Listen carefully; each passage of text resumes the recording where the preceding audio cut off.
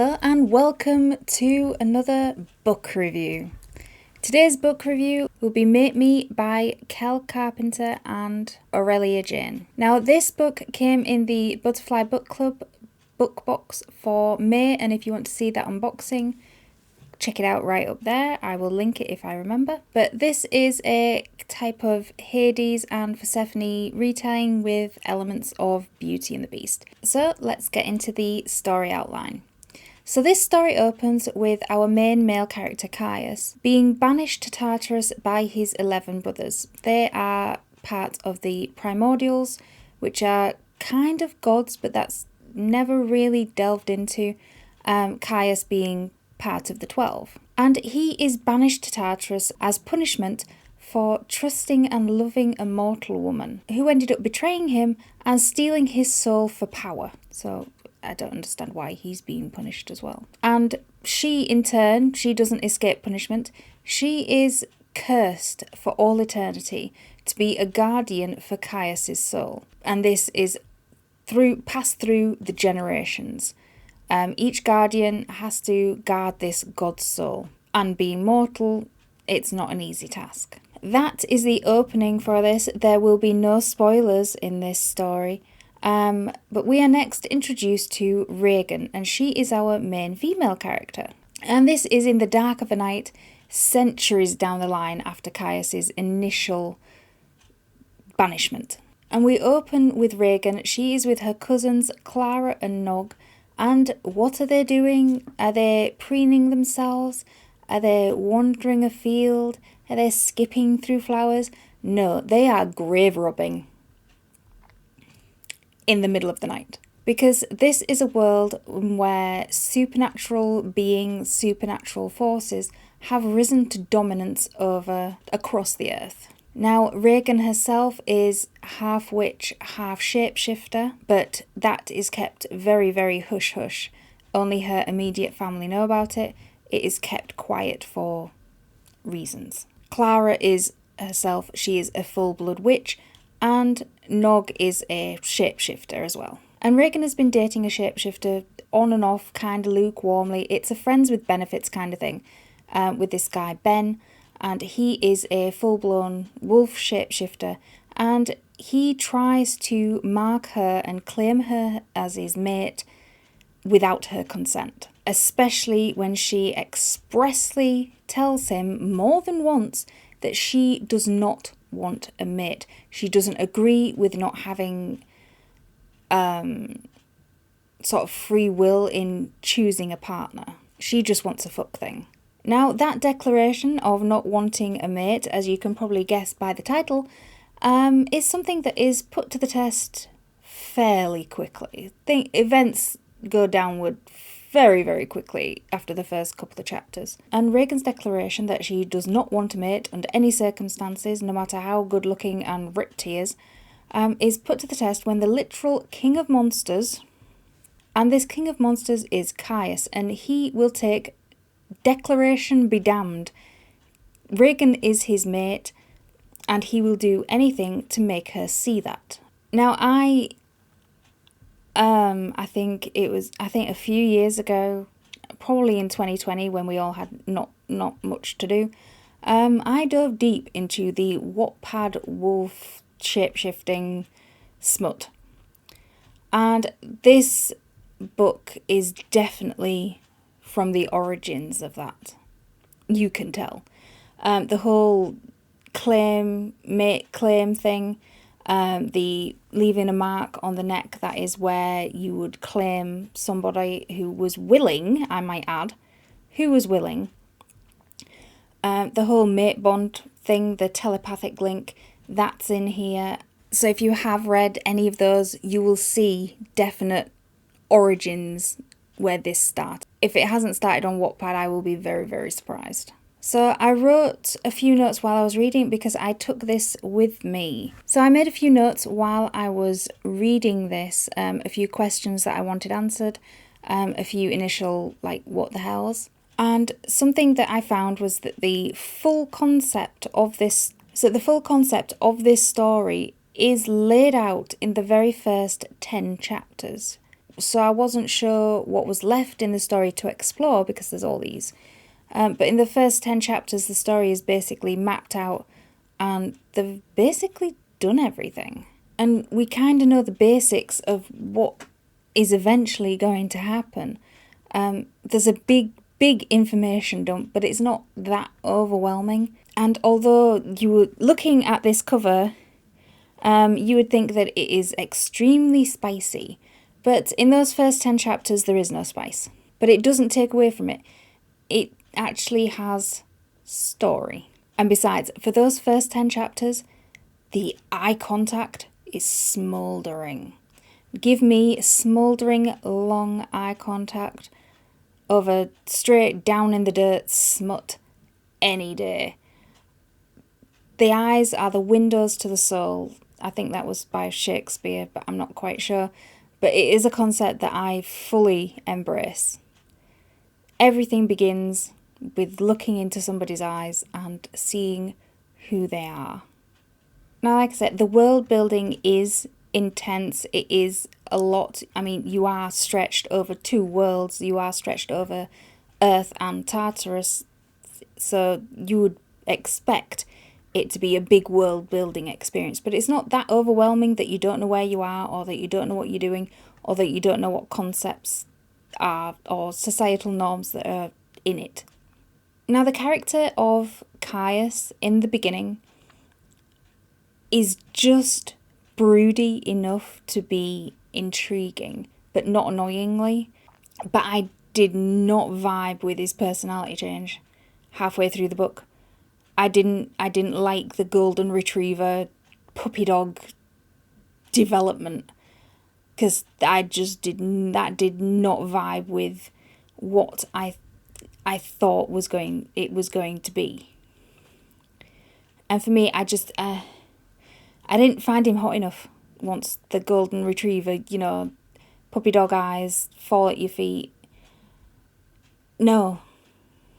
Now, our main character, Regan, in the first few chapters of this, she is grave robbing. She is absolutely no shrinking violet. She's certainly not a wallflower. And she doesn't change into a wallflower for all of this. She keeps, scents a bit. But I felt like in the first quarter of this book, before she went to Tartarus, before this whole mate thing, she was more independent. She thought for herself. And she utilised her common sense in situations and was kind of a badass, rather than what happens in the rest of the book, which is where she more relies on her internal shape-shifting unicorn to figure stuff out for her. I didn't like it. I didn't like that bit of her character. And the chemistry. I mean, it's a book about fated mates, so should be chemistry. There should be chemistry all the way through it. But in the beginning, where they're just, I don't know whether but I mean, you're in dual point of views. So you flip between Regan's point of view and Caius's. But I mean, I felt I had more chemistry with the bottles behind the bar while I was reading this than the characters did themselves. Again, give me long, sizzling gaze that develops into something meaningful.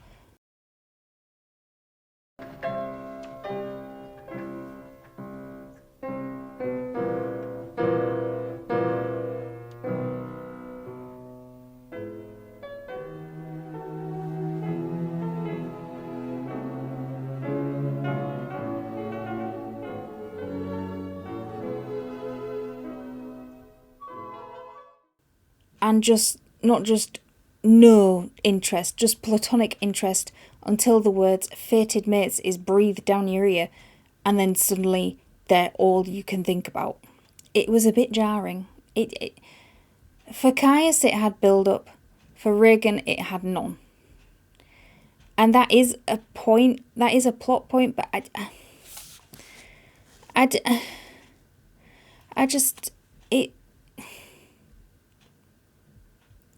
she seemed too platonic to be interested. There was like a, oh yeah, he is kind of fit. But there was no,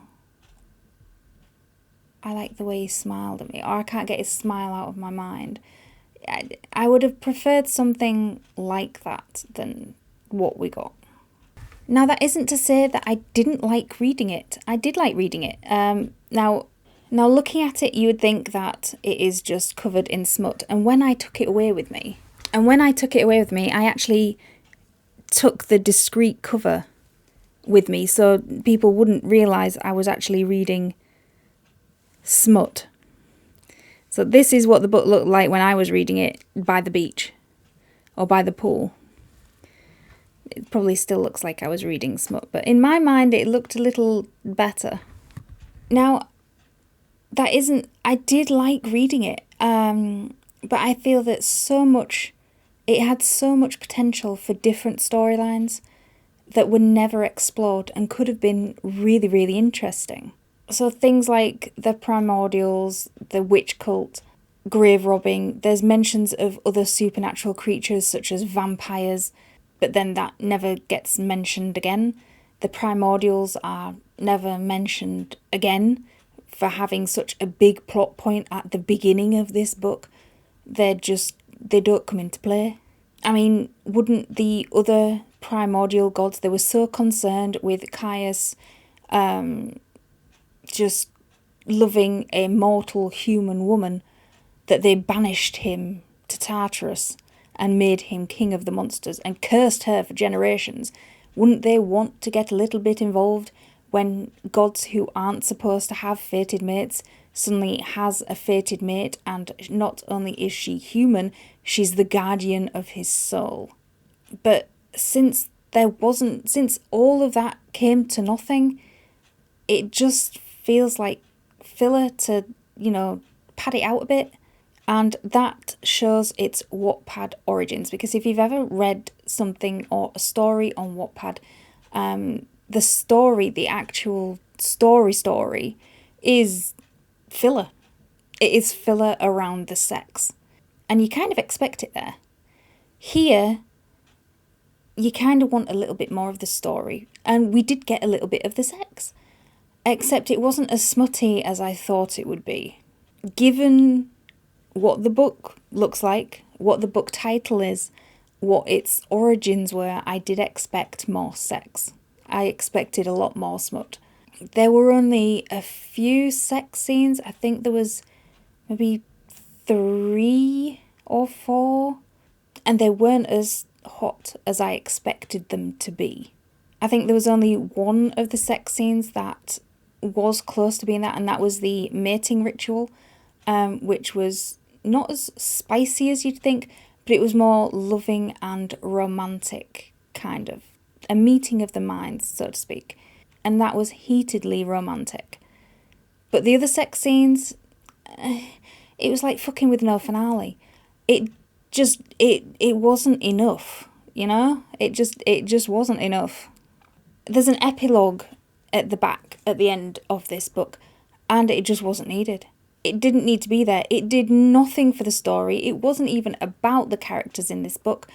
And as this book is a standalone, it has no bearing on future events either. It just didn't need to be there. It was like when series don't get a second series, they leave the end of the first series open, like I dare you not to give me a second series. It's not a series. It's a standalone. So this book, I did enjoy reading it. Some of the characters I really, really enjoyed reading about. They didn't get enough showtime for me because I enjoyed them. But I did enjoy reading it. It gets 3.5 stars from me. It doesn't get higher purely because it leaned too far into its Wattpad origins, and eventually all of those stories run together. I felt like the whole fated mates concept could have been explored a little deeper, and it could have been more of a catalyst than just, this is what we are, so this is what we are. I would, couldn't Caius have fought against it a bit more, knowing that he was not supposed to have one, and as to what its, end game could have been. And I found Regan's character a bit too blinkered for most of this book, for someone who in the first few chapters was so intuitive and intelligent. And we never get an explanation as to why a god would have a fated mate. It's hinted that they're looking into it, but we never get that explanation, and it seems like a bit of a big plot point that was just scrapped. And the character behind the conflict in this, I hate to say it, but it was a bit obvious. It was a bit too obvious. There was no mystery. Maybe I've just read too much Wattpad to make it, not glaringly obvious. But that isn't to say that I didn't enjoy reading it. I did enjoy reading it. And I'm not selling it. I'm keeping it because I will probably read it again.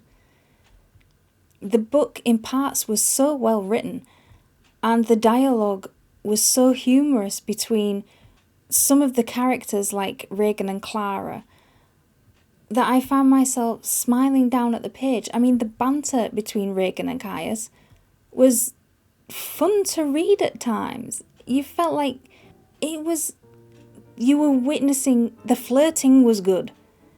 The sex was meh. I will read it again because it's a guilty pleasure. I will find some way to read this again, probably in years to come.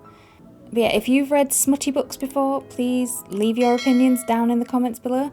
And don't forget to like this video, subscribe to the channel, and as always, keep reading.